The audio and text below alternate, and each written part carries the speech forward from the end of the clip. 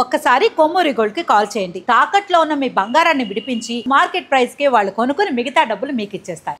చంద్రబాబు నేతృత్వంలోని కూటమి ప్రభుత్వం ఏడాది పాలనలో వాళ్ళు ఎన్నికలలో ఇచ్చినటువంటి వాగ్దానాలను ఒక్కటి కూడా నెరవేర్చకుండా ఈ సంవత్సర కాలమంతా కూడా ప్రజలను వంచటంలోనూ మోసగించటంలోనూ అరాచకాలు సృష్టించటంలోనూ హత్య రాజకీయాలు చేయటంలోనూ దేశంలోనే అగ్రగామిగా నిలుస్తూ కూడా ఈ సంవత్సరమంతా వైఎస్ఆర్ కాంగ్రెస్ పార్టీ మీద మా నాయకుడు జగన్మోహన్ రెడ్డి గారి మీద నిరంతర హననానికి పాల్పడటము ప్రచార మాధ్యమాలలో విపరీతంగా విషాన్ని చిమ్మటంతోనే కాలం గడిచిపోయింది. ఎన్నికలప్పుడు జగన్మోహన్ రెడ్డి గారు ఆ 5 సంవత్సరాల కాలంలో ఎంతో ప్రజోపయోగమైనటువంటి కార్యక్రమాలని చేస్తూ దాదాపు 2,80,000 కోట్ల రూపాయలను డీబీటీ సిస్టమ్ ద్వారా నేరుగా ఈ రాష్ట్రంలో ఉన్నటువంటి పేద ప్రజలకు అందరికీ కూడా అన్ని వర్గాల ప్రజలను అందరినీ కూడా సంతృప్త స్థాయిలో ఉంచే విధంగా ఆయన పాలన సాగిస్తే మేము అధికారంలోకి వస్తే జగన్ గారు చేస్తున్నటువంటి ఈ కార్యక్రమాలే కాకుండా అదనంగా ఈ 5 సంవత్సరాల కాలంలో 2.5 లక్షల కోట్ల రూపాయలు ఎక్కువగా పేద ప్రజలకు మేలు చేస్తాము.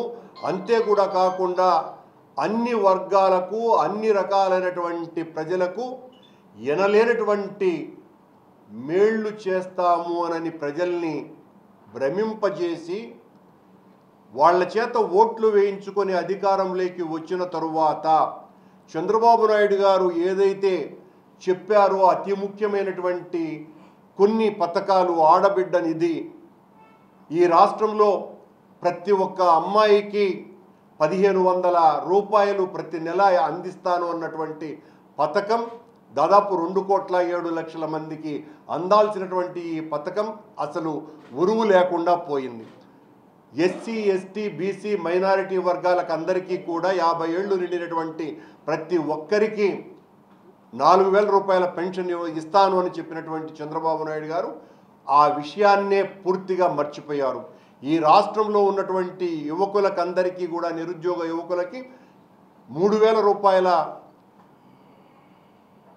వేతనం ఇస్తాను అని చెప్పినటువంటి వ్యక్తి అసలు దాన్ని పూర్తిగా మర్చిపోయారు. ఈ రోజున బడికి వెళ్ళేటువంటి ప్రతి బిడ్డకు 15,000 రూపాయలు ఇస్తాను అని చెప్పినటువంటి వ్యక్తి దాదాపు 87 లక్షల మంది విద్యార్థులుంటే అందులో దాదాపు 30 లక్షల మందికి ఆ పథకాన్ని అమలుపరచకుండా తను చెప్పినటువంటి 15,000 రూపాయలు కాకుండా 13,000 రూపాయలే వాళ్లకు ఆ తల్లిదండ్రులకు ఆ తల్లి పేరు మీద రావటం అన్నదాన్ని అంటే ఎక్కడా కూడా పూర్తిగా మోసగిస్తూ ప్రతి పథకంలోనూ కూడా అబద్ధాలే చెబుతూ రైతులకు 20,000 రూపాయలు ఇస్తాను అని చెప్పినటువంటి వ్యక్తి ఇంతవరకు ఆ రైతు భరోసా ఎవ్వరికీ కూడా అందనే లేదు. ఇలా ఒకటి కాదు రెండు కాదు తన సంవత్సర కాలమంతా కూడా పూర్తిగా అబద్ధాలతో నడుస్తూనే మొన్న 12వ తారీఖున ఆయన పత్రికా సమావేశంలో చెప్పినటువంటి విషయం ఈ రోజున పిల్లలకందరికీ కూడా డబ్బులు వేస్తున్నానని చెబుతూ దీని మీద ఎవరైనా మాట్లాడితే వాళ్ళ నాలుక మందం అని ప్రశ్నించే వాళ్ళ గొంతుకులన్నింటినీ కూడా మూసివేయటానికి ఆయన మాట్లాడినటువంటి తీరు అంటే తన పాలనని ఎవరు ప్రశ్నించకూడదు, తాను ఏమి చెబితే అది పచ్చి నిజం, ఈ సూపర్ 6 పథకాలన్నింటినీ కూడా అమలు పరిచేశాను అని కూడా ఆ రోజున ఆయన ప్రకటించడం జరిగింది. ఈ సంవత్సర కాలమంతా కూడా ఘోరాలు, నేరాలు, మోసాలు చంద్రబాబు నాయుడు గారు ఏదైతే నేను చేశానని చెబుతారో ఏ ఒక్కటి కూడా అమలు పరచలేదు అన్నటువంటిది పచ్చి వాస్తవం. అదే ఆ అబద్ధాన్నే నిజంగా ఓ అభూత కల్పనని పచ్చి వాస్తవంగా చంద్రబాబు నాయుడు గారు ఈ సంవత్సర కాలమంతా కూడా ఒకవైపున అబద్ధాలు చెబుతూ మరోవైపున వైఎస్ఆర్ కాంగ్రెస్ పార్టీ కార్యకర్తల మీద, నాయకుల మీద, సానుభూతి పరుల మీద, పాత్రికేయుల మీద, మధ్యవర్తులుగా వ్యవహరించేటువంటి వాళ్ళ మీద అందరి మీద కేసులు బనాయించటము, తప్పుడు కేసులు బనాయించటము, జైళ్ళలోకి నెట్టటము, ప్రశ్నించే వాళ్ళను, ప్రతిఘటించేటువంటి వాళ్లను హత్యలు చేయటము, ఈ కార్యక్రమాలు నిర్విరామంగా నిరాఘాటంగా చేస్తూ మా పాలన అత్యద్భుతము, ప్రపంచంలోనే ఆదర్శప్రాయము, దేశంలో అత్యున్నతమైనటువంటి స్థానంలో ఈ రాష్ట్రాన్ని ముందుకు తీసుకువెళుతున్నాము.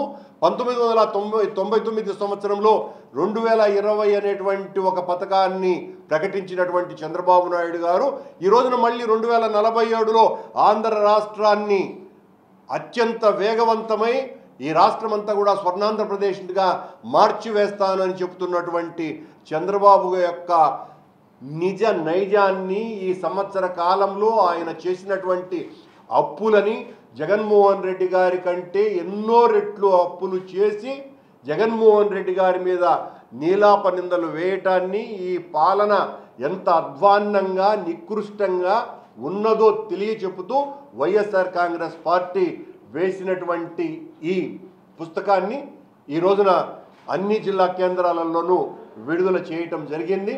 ఈ చంద్రబాబు పాలనంతా కూడా ఈ రకంగా అబద్ధాలతో కొనసాగుతుంది.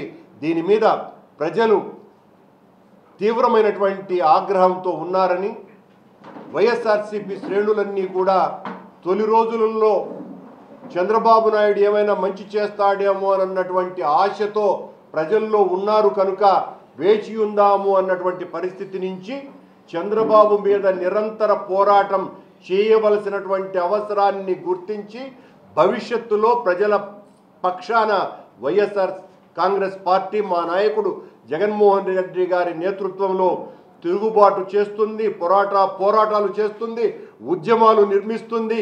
ఎక్కడ ఎవరికి ఏ రకమైనటువంటి అన్యాయం జరిగినా మా మొత్తం నాయకులందరూ కూడా ప్రజల కోసమని నిలబడతారని ఈ సందర్భంగా తెలియజేస్తూ చంద్రబాబు గారి ప్రభుత్వానికి హెచ్చరిక చేస్తున్నది వైఎస్ఆర్ కాంగ్రెస్ పార్టీ అని తెలియజేస్తుంది.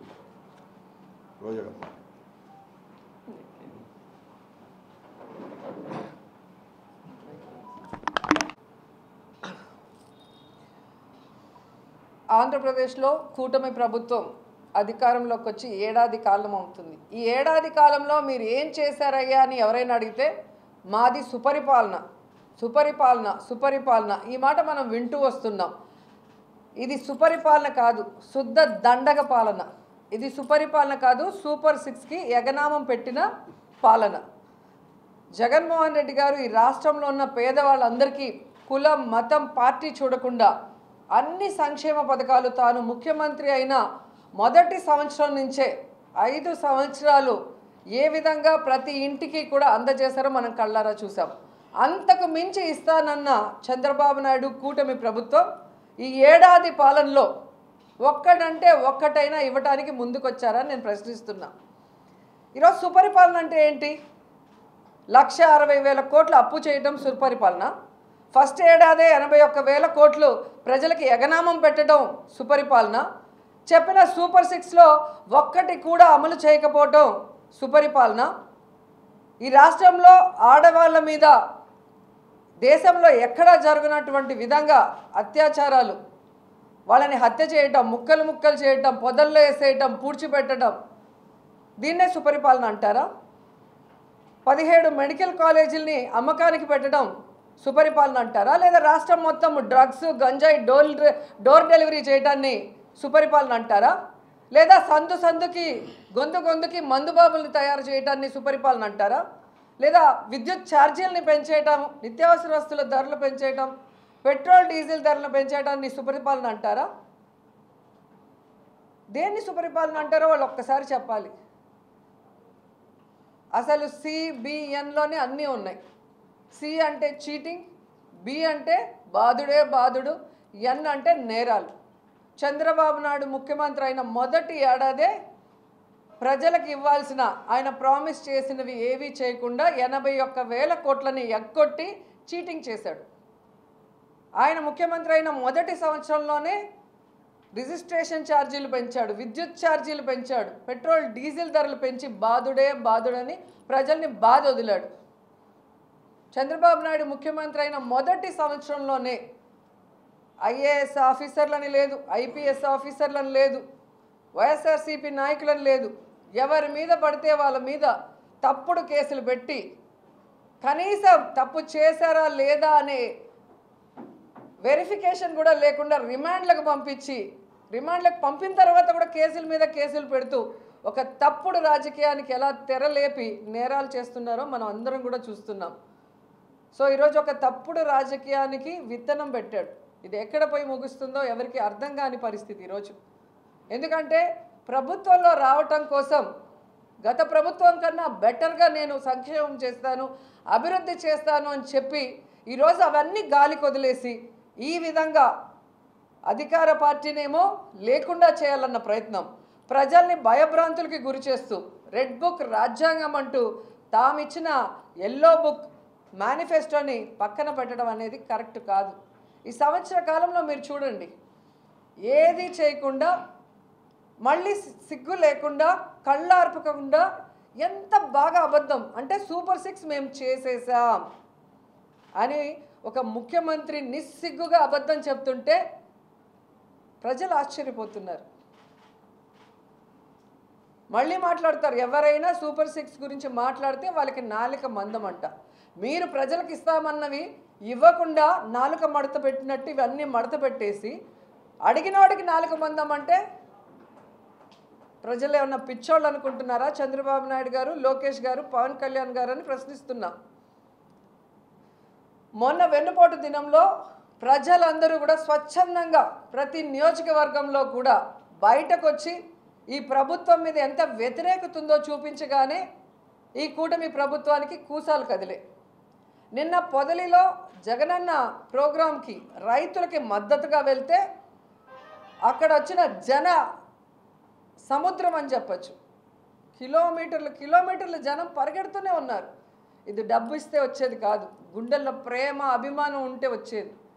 ఆ జనాన్ని చూసి ఏం చేయాలో అర్థం కాక పిచ్చెక్కి అప్పటికప్పుడు అమ్మఒడిని అనౌన్స్ చేస్తారు. సంవత్సర కాలంలో అనౌన్స్ చేయండి. ఇదే లోకేష్ని నేను సూటిగా ప్రశ్నిస్తున్నాను. ఆ రోజు జగనన్న అమ్మఒడి ఇచ్చేటప్పుడు అమ్మకు వడి నాన్నకు బుడ్డి అని ఎగతాళి చేసావే, మరి ఈరోజు ఎలా వాటిని ఇవ్వగలుగుతున్నావు? అమ్మఒడి సృష్టికర్త జగన్మోహన్ రెడ్డి గారు. ఎన్ని సంవత్సరాలైనా చరిత్రలో జగనన్న నిలిచిపోతాడు అమ్మఒడికి. పేదవాడికి మంచి చదువును అందించే విధంగా వాళ్ళకి స్కూల్స్ రెనోవేట్ చేసి వాళ్ళకి బుక్స్, యూనిఫాము, పౌష్టికమైన ఆహారాన్ని ఇచ్చి వాళ్ళకు ఒక నాణ్యమైన చదువుని ఇస్తే జీవితంలో స్థిరపడతారనుకుంటే దాన్ని ఎంత ఎగతాళి చేశారు. ఈరోజు మీరు దాన్ని అమలు చేస్తున్నారంటే ఆ అమ్మఒడి పవర్ ఏంటో ఒకసారి తెలుసుకోండి. జగనన్న పిల్లలకి పరిశుభ్రంగా ఉండాలని మెయింటెనెన్స్కి ఒక సచివాలయ సెక్రటరీ ద్వారా ఒక 1000 రూపాయలు తీసుకుంటే ఎంత నానాయాగి చేసావు? జగన్ సైకో అన్నావు. మరి ఈరోజు నువ్వు ఒక్క బాత్రూమ్ కూడా కట్టలేదు ఏ స్కూల్లో కూడా. మరి దేనికి 2000 కట్ చేసావు? అప్పుడు నిన్నేమనాలి? సైతాన్ అనాలా, సైకో అనాలా, లేకపోతే ఏమనాలో నువ్వే కాస్త చెప్పు అని అడుగుతున్నాను. కనీసం 10వ తరగతి పేపర్స్ని దిద్దడం కూడా మీకు చేత కాకుండా పిల్లల భవిష్యత్తుని సర్వనాశనం చేసిన నీకు జగనన్న గురించి మాట్లాడే అర్హత ఉందా అని అడుగుతున్నాను లోకేష్ని. నిన్ను చూసి లోకేషా జోకేషా అని ఈరోజు అందరూ నవ్వుకుంటున్నారు.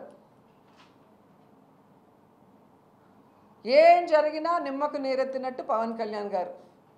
ఎవడు ఏడసస్తే నాకేంటి, ఎవడు ఎక్కడ కొట్టుకుపోతే నాకేంటి, నేను ఎమ్మెల్యే అయిపోయా, డిప్యూటీ సీఎం అయిపోయా, నాకు పవర్ ఉంటే చాలు, నాకు హెలికాప్టర్ ఉంటే చాలు, నాకు ప్యాకేజ్ ఉంటే చాలు అన్నట్టు ఉన్నాడు. కానీ ఈరోజు పిల్లల జీవితాలు నాశనం చేస్తుంటే పేపర్ కరెక్షన్లో అన్ని తప్పులు దొర్లి పట్టించుకోడు. రాష్ట్రంలో ఇంతమంది ఆడపిల్లల్ని చంపేసి ముక్కలు ముక్కలు చేసేసి విసిరేస్తుంటే కూడా మాట్లాడు. రైతులకి ఎవ్వరికి కూడా గిట్టుబాటు ధర లేక ఈరోజు ఆత్మహత్యలు చేసుకునే పరిస్థితికి వస్తుంటే కూడా నోరెత్తి మాట్లాడు. ఇలాంటి వాళ్ళకి ఎందుకు ఓట్లు వేసామని ఈరోజు ఎవరన్నా వేసిన వాళ్ళు ఉంటే వాళ్ళు కూడా తలలు కొట్టుకుంటున్నారు. ఒక్కటే హెచ్చరిస్తున్నాం కూటమి ప్రభుత్వాన్ని, మా దగ్గర అధికారం ఉంది, మా దగ్గర పోలీస్ యంత్రాంగం ఉంది, మేము ఏమైనా చేయగలము అనుకుంటే మీ హనీమూన్ పీరియడ్ అయిపోయింది, సంవత్సర కాలం. మీరు ఏ విధంగా అయితే దొంగ కేసులు పెట్టి కొమ్మినేని గారు లాంటి వాళ్ళని పెట్టినప్పుడు సుప్రీంకోర్టు ఎలా చెంపదెబ్బ కొట్టిందో మీరు చూశారు. సో మీ బ్యాడ్ టైం స్టార్ట్ అయింది. ఇక మీదట మీరు దొంగ కేసులు పెట్టాలి, లేదా ప్రజలకు ఇచ్చిన హామీల్ని ఎగరగొట్టడానికి పోలీసుని ఉపయోగించి బెదిరించాలి అంటే ఎవరు బెదిరే పరిస్థితి లేదు. కౌంట్ డౌన్ స్టార్ట్ అయింది. ఇప్పటికైనా మీరు మీ పందా మార్చుకోండి. రెడ్ బుక్ రాజ్యాంగాన్ని పక్కన పెట్టండి. మీరు ఇచ్చిన ఎల్లో బుక్ మేనిఫెస్టోని అమలు చేయడానికి ప్రయత్నించండి. లేకపోతే వైఎస్ఆర్సీపీ ప్రజల పక్షాన నిలబడి ఎంత దూరమైన పోరాటానికి సిద్ధంగా ఉందని హెచ్చరిస్తున్నాం. మేడం, జిల్లాలో మామిడి రైతులు పట్టించుకున్నటువంటి పరిస్థితి చిత్తూరు జిల్లాలో ఆవేదన చెందుతున్నారు. నిజాం నాయుడు చిత్తూరు జిల్లాలో పుట్టినందుకు చిత్తూరు జిల్లా వాసులందరూ సిగ్గుపడి తలదించుకుంటున్నారు. జగన్మోహన్ రెడ్డి గారు రైతుల్ని రాజులాగా చూసుకున్నారు. తన తండ్రి వైఎస్ఆర్ గారు లాగే రైతు బాగుంటే రాష్ట్రం బాగుంటుంది, దేశం బాగుంటుందని నమ్మారు. కాబట్టే రైతు అడిగింది అడగంది రెండూ చేశారు తండ్రి కొడుకులు. కానీ ఈరోజు రైతుల పరిస్థితి మళ్ళీ ఆత్మహత్యల వైపుకు వెళ్ళటం అనేది మనం గమనిస్తున్నాం. జగనన్న ఉన్నప్పుడు 40-50 రూపాయలు పోయిన కిలో ఇప్పుడు 4 రూపాయలు 5 రూపాయలు కూడా పోలేదంట. నిన్నెవరో చెప్పి బాధపడుతున్నారు. ఇక్కడైతే తిరుపతిలో కొన్ని వాళ్ళ సామాజిక వర్గానికి చెందిన ఫ్యాక్టరీల్లో వాళ్ళవి మాత్రమే అన్లోడ్ చేసుకుంటున్నారు, మిగతా వాళ్ళవి చేసుకోవట్లేదని నాకు చెప్పినప్పుడు నిజంగా ఆశ్చర్యపోయాను, ఇలా కూడా ఉంటుందా అని. ఇదే విధంగా మనం కనుక చేసుంటే ఈ రాష్ట్రంలో ఓన్లీ వైఎస్ఆర్సీపీ వాళ్ళకి మాత్రమే సంక్షేమ పథకాలు, ఓన్లీ వైఎస్ఆర్సీపీ వాళ్ళకే ఏదైనా చేసుండి వీళ్ళలాగా తప్పుడు కేసులు పెడితే వీళ్ళు ఈ రాష్ట్రంలో బతికుండే వాళ్ళని నేను ప్రశ్నిస్తున్నా. రైతుల్లో కూడా క్యాస్ట్ చూసి, కులం చూసి, పార్టీ చూసి వాళ్ళను కూడా మోసం చేయడం అనేది దిగజారుడు రాజకీయం తప్ప మరొకటి కాదు. మేడం, కుటుంబ ప్రభుత్వంలో ఆలయాలని నేలమట్టం చేస్తున్నారు అంటే వాళ్ళు సనాతన ధర్మం ఉన్నారు, సనాతన ధర్మం పాటిస్తున్నారు. సనాతన యోధుడు ఎక్కడున్నాడో అర్థం కావట్లేదు. కుంభమేళాలో పోయి మునిగి తిరుపతిలో వచ్చి ఒక మీటింగ్ పెట్టి ఊగిపోయి మాట్లాడాడు. కానీ ఈరోజు తిరుపతిలో వారాహి అమ్మవారు చాలా పవర్ఫుల్. అంత ధైర్యం వాళ్ళకి ఎక్కడి నుంచి వచ్చిందో ఆ టెంపుల్ని నేలమట్టం చేయటం. ఆ తర్వాత దామినీడ్లో ప్రజలే తరిమి కొట్టారు. సో ఇట్లా దేవాలయాలను సైతం నేలమట్టం చేసి ఆ ల్యాండ్స్ని కబ్జా చేయాలనుకునే దౌర్భాగ్య స్థితికి వీళ్ళు దిగజారుతున్నారు. అంటే అసలు పరిపాలన గాడి తప్పిన మాట వాస్తవం కాదా అని అడుగుతున్నా. ఇక్కడ ఎవరికైనా చంద్రబాబు నాయుడు చూస్తే భయం ఉందా? పోలీసులు చూస్తే భయం ఉందా? ఏమీ లేదు. విచ్చలవిడిగా దోచుకోవటం, అవినీతి చేయడం, అక్రమ కేసులు పెట్టడం, అరాచకాలు సృష్టించడం, ఇది తప్ప ఈ రాష్ట్రంలో ఏమీ లేకుండా చేస్తున్నారు, సర్వనాశనం చేస్తున్నారు. అందుకే వైఎస్ఆర్ కాంగ్రెస్ పార్టీ ఈ రాష్ట్రాన్ని కాపాడటానికి సేవ్ ఏపీ, అలాగే ఆంధ్ర రాష్ట్ర ప్రజల్ని కాపాడుకోవటానికే ఈరోజు కంకణం కట్టుకొని రాష్ట్ర వ్యాప్తంగా మొన్న వెన్నుపోటు దినోత్సవాన్ని నిర్వహించాం. ఈ ప్రభుత్వం చేసిన ప్రజా వ్యతిరేక విధానాల్ని బయటకు తీసుకొచ్చాం. ప్రజలు స్వచ్ఛందంగా ఎలా బయటకు వచ్చారో మీరు చూశారు. రాబోయే కాలంలో ఈ కూటమి ప్రభుత్వం కూసాలు కదిలే విధంగా వాళ్ళ అవినీతిని ఎండగడుతూ ప్రజలకు ఇచ్చిన హామీలు నెరవేర్చే విధంగా వాళ్ళందరినీ కూడా మెడలు వంచుతాం.